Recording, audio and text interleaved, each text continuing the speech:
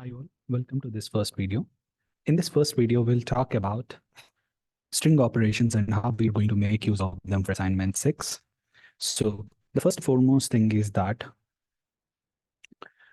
in assignment 6, we will be given a file with some input information. The task is to read this file using our program main.cpp, and then we need to do some operations and create one output file. For now, let's call it output.txt. Just be careful of the input-output file names when you're doing the actual assignment. But for now, I'm treating them as input.txt and output.txt. So the deal here is that this is and notice that till now, when we are working with input.txt or input.txt, we used to be stating the contents of the file so that with help of white space, we're able to read the data correctly. But now here, all the data are submitted with commas. For doing with commas or for dealing with commas, we'll take help of string operations. And the first thing to note here is that we need to open the file, which is the normal stuff that we do every time. So let's say I create an I file and I'm opening the file. In this case, my file name is input1.txt. It could be anything.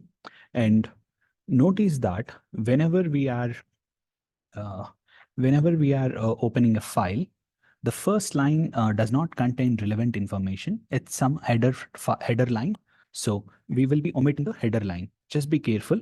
So when we say we are omitting the header line, what we do is we'll create a string and let's call as header line, and let's initialize an empty string. And we use the getLine function to read the contents of the first line into the header line. So this is taken care through the header line. We have a while function. There are different ways to write the while condition, like as long as I file dot, if it's not end of file, keep on reading the data. That is one approach you can do. And another approach, since we are dealing with strings, there cannot be an error in the input file. Another approach we can do is keep on getting the lines, keep on getting the lines. So I file, and for storing the line, we need a variable. And remember, all the stuff that we are about to read, that's going to be a string. So I created a string variable, and this particular while loop with getLine, this is like each and every line till there are lines to read from the input file. So that's what this while loop is doing. Now we need three variables. In the original assignment, you're going to store the contents into array. So you need a variable to keep track of array index, and there will be three arrays. So the way the original assignment is designed, you'll have three arrays. This is going to be the first array. And we are simultaneously learning the concept of parallel arrays with strings and files. So parallel arrays. So the first array is going to be for flight numbers. In the second array, it is going to be for airlines. And the third array is going to be for distances. So now when we read the first line, all the data of the first line should correspond to 0 at the index in all the arrays. Like C-3P0 should go here, and the corresponding airlines delta should go in here, and the corresponding distance 823 should go in here. That is what we need. So the concept of parallel arrays is that if you take an index, in the flight numbers of 0, we have the flight number. In the airlines of 0, we have the corresponding airlines. And in distances of 0, we have the corresponding distance value. So if you notice, everything in the first line in the file is going to reside in the 0th index of all the three arrays. That's what you do. And we are going to do with the help of strings. So let's put the string as a representation. So let's say this is our entire string in the memory. C-3P0. We have a comma, delta, DELTA, and then we have a comma. Now the distance 823. And this is the string. When we begin reading a line into a variable called string, this is how it is going to be. And always remember, any array index starts at 0.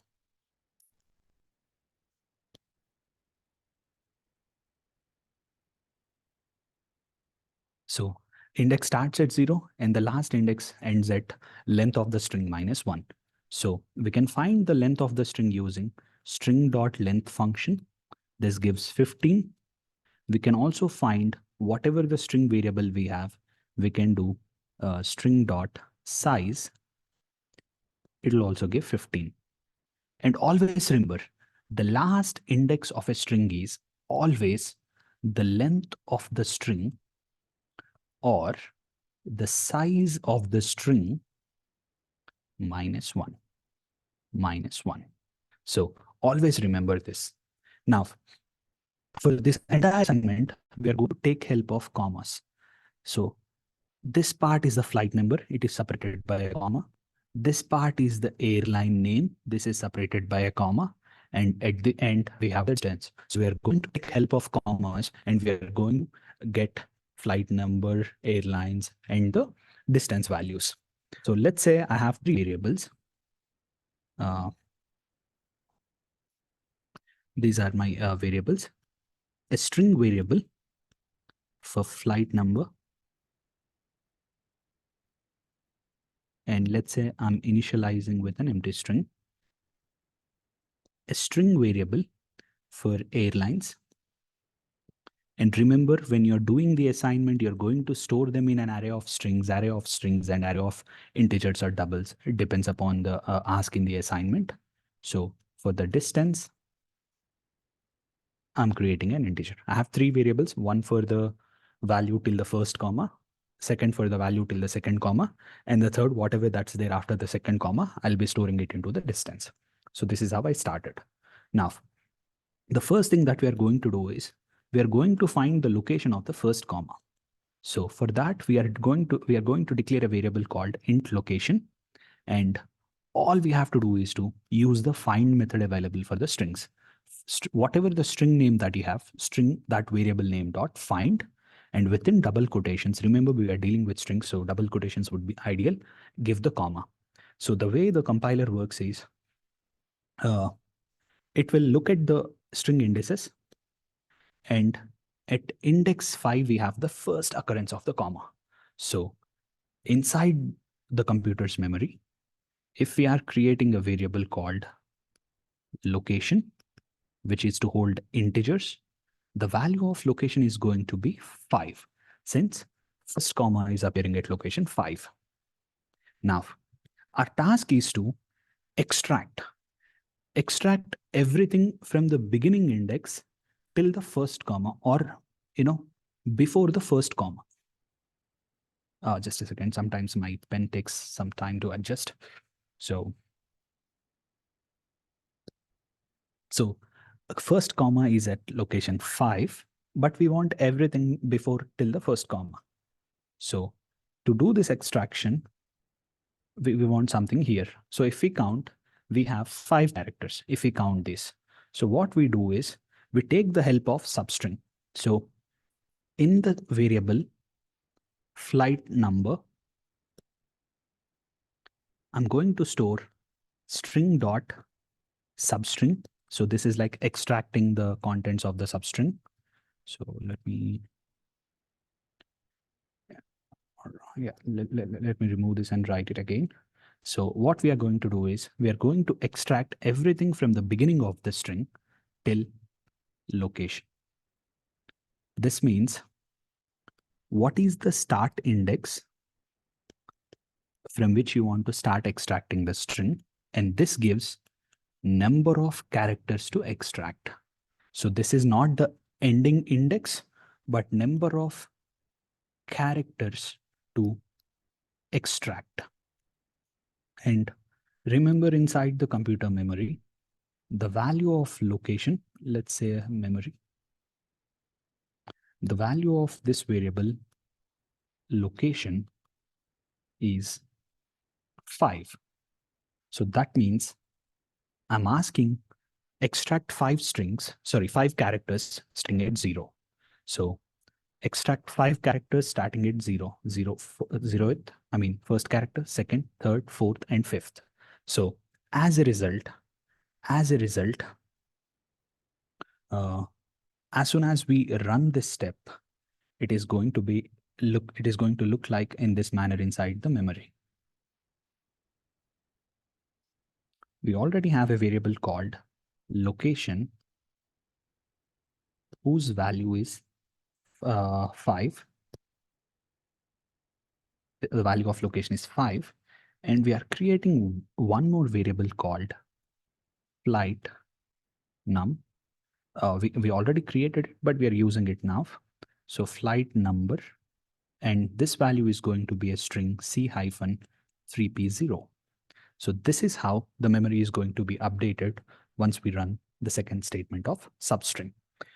So now we have extracted the flight number. All we have to do is we have to update the string. So update str. The reason why we are updating the string is we already got the substring flight number. So now we don't want to do anything with the flight number. We want the airlines and the distance. So for that, what we are doing is we are simply saying that string dot substring, and remember, comma is at location. So to access everything after comma, we are doing location +1. And in the class, I have said that we can give a comma and the number of characters, but there's an easier way.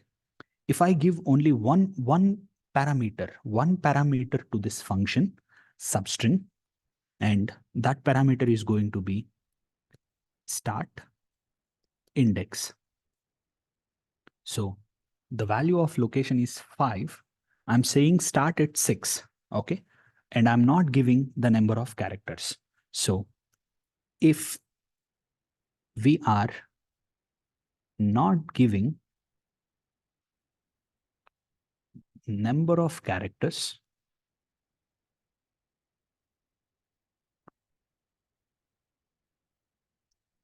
then substring will get all characters in the string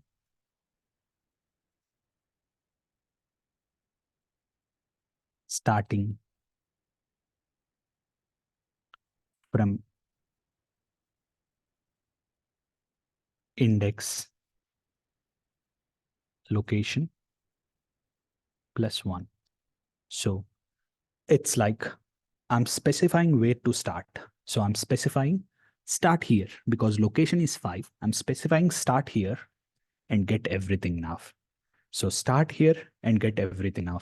So as a result of this statement, the string is going to look in this manner. So we are updating the string and we are reading only starting from 6th location.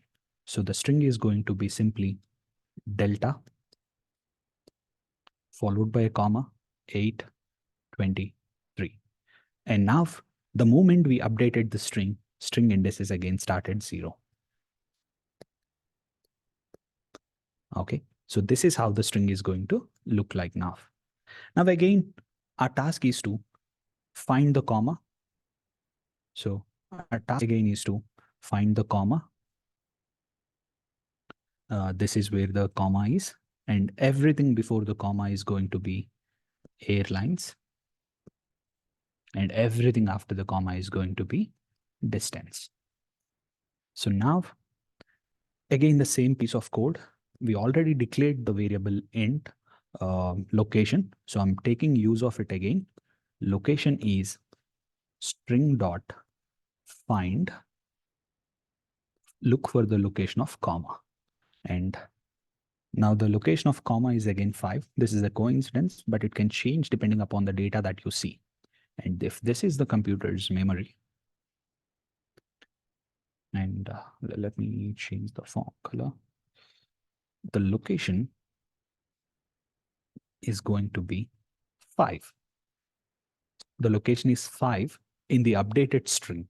So now our task is we already declared the variable airlines. So in airlines, extract the substring starting from index 0 till 5, all the characters before the comma. So location. So this means the variable airlines is going to look something like this. It's going to contain the string delta. So that's what we are doing just right now. So we are starting at 0 and we want 5 characters. Remember, this is number of characters. So number of characters is 5. First character, second character, third character, fourth character, and fifth character. So airlines is going to contain delta. So now that we have got our second value from the line, now all we need to do is to update the string again. So string is going to be string dot substring. Again, to make things easier, if you are giving only location plus 1, so location means it tells where comma is. So this is where comma is. This is location plus 1. Okay. So now we know that we are starting at location plus 1, and I'm only giving one parameter, which is start index. If I skip the second parameter, it fetches till the end of the string.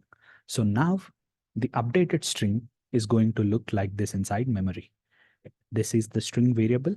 It is going to contain distance only because we are starting here and fetching these values. And remember, the indices are going to be 0, 1, and 2 because string indices, whenever we update a string, they start again at 0. Now, the last point is this string is containing our distance. So all we need to do is notice that when we say this string is going to contain the distance, it is going to look in this manner, 823.